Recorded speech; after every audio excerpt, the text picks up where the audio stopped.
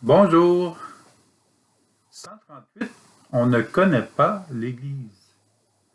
Ce message est intéressant. Voici pourquoi le monde ne nous connaît pas, c'est qu'il n'a pas connu Dieu. Première lettre de Jean, chapitre 3, verset 1.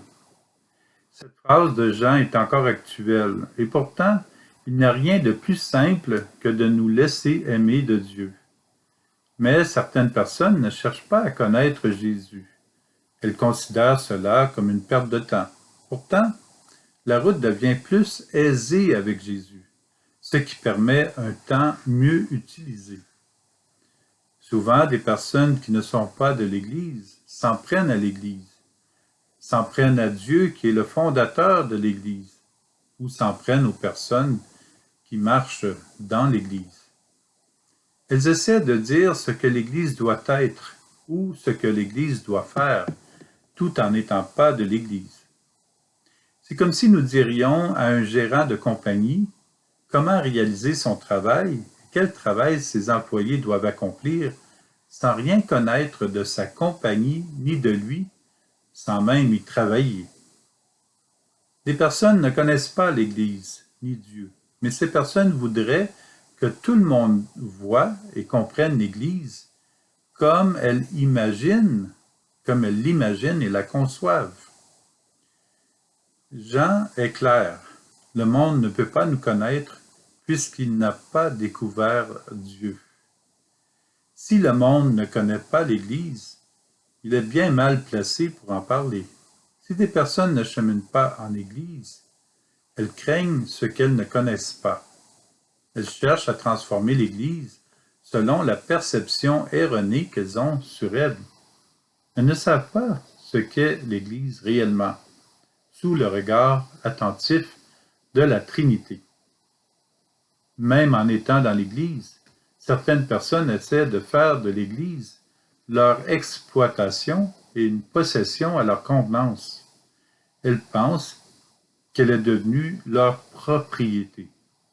Elles veulent la transformer à leur goût sans référence ni prière à Dieu, tout en perdant le sens du sacré, le sens de Dieu. Ces personnes, même si elles vont à l'Église, ne connaissent pas nécessairement l'Église ni Dieu. Lorsqu'elles pensent connaître l'Église et qu'elles ne se rendent pas compte qu'elles improvisent leur propre illusion sur elles, elles font fausse route.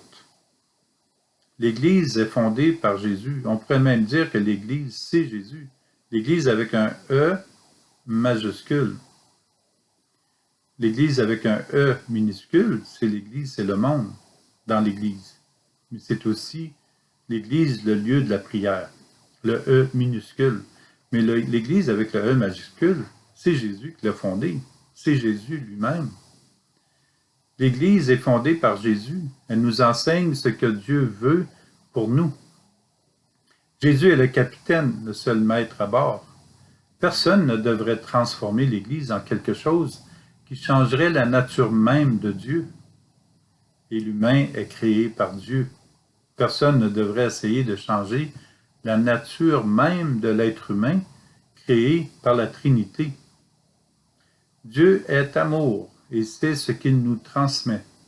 Il nous fait découvrir qui nous sommes, non pas en virtualité, mais en réalité et en vérité. L'Église est l'héritage trinitaire que Dieu nous lègue. C'est un privilège d'être dans l'Église de Dieu.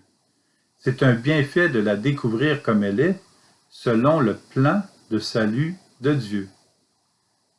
Or, personne n'est parfait. Or, il importe pour chaque personne de prendre résolument le chemin qui conduit au cœur de Dieu dans l'Église.